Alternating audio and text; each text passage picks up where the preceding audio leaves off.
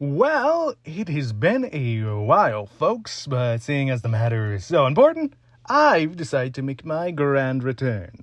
While this video might be short, I will make it in form. Now, the usage of AI for Cookie Run's advertisements on the Cookie Run Game Hub is what we're going to be attacking today.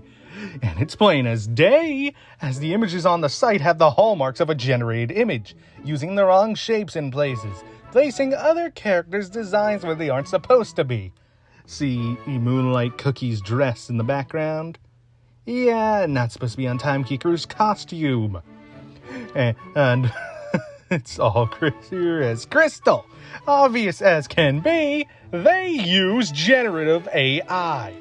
While some may use the excuse that, they can't control the marketing team, Devsisters can control them. They hired them.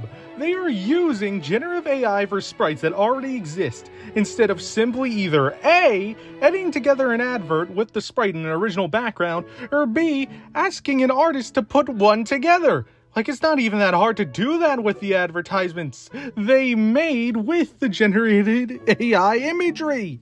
You could easily just place the Timekeeper costume on its own background, then boom, one of them is done. Or put the costume standing pose on a backdrop matching rainbow cubes with rainbow cubes on the ground.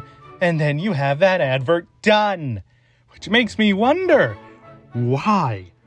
Devsisters, just why? You have been having money issues, I know, but this stunt won't net you more money for less effort. It's just going to be less money for less effort. It's like burning money. Just lay a match and watch it burn.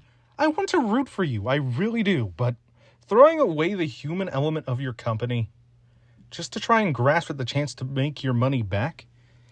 It's horrible to watch. While I don't believe we should all drop them instantly, there is some time for them to change. And I do have some possible ideas in the low chance that they hear this. The plan can be easily cut into 4 pieces. Overhaul, cleave, wait, and then plan.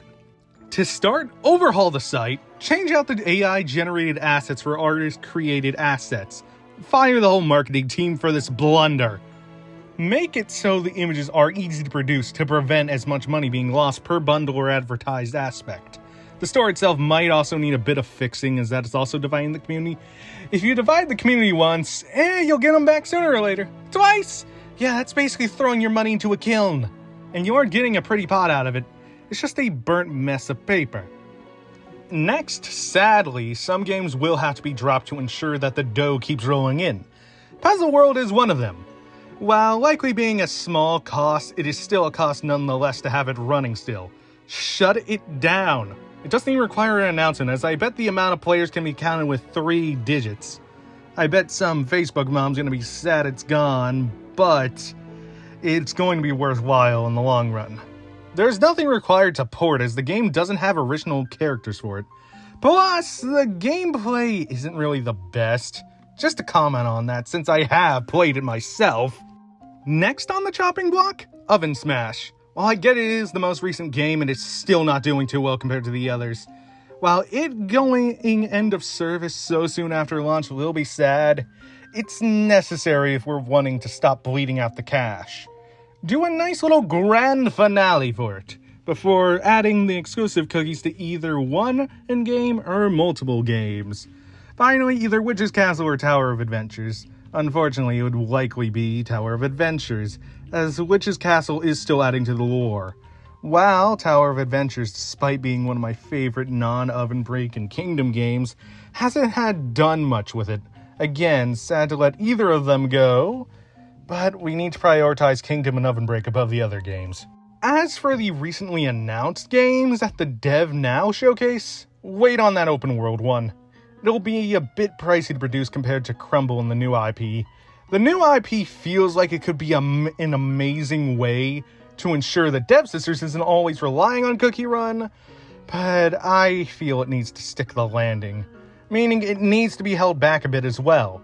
Imagine if it was released during controversy. It won't do well if people are boycotting when it's released.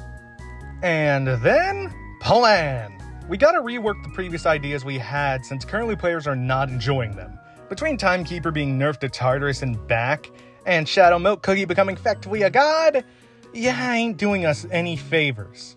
While we can't really rewrite the story we've already have written and released, we can fix the plans in the future to make it so it ends up better.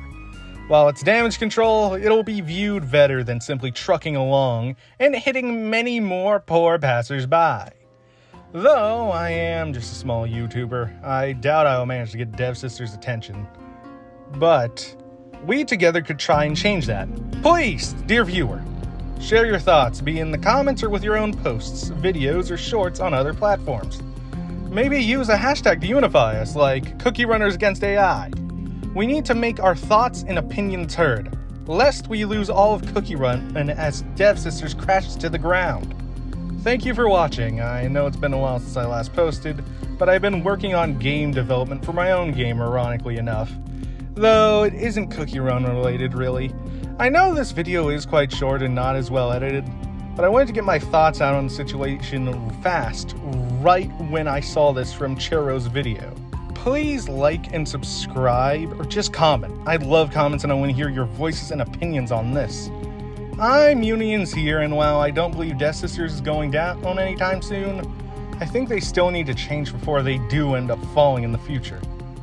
But I really should be going now.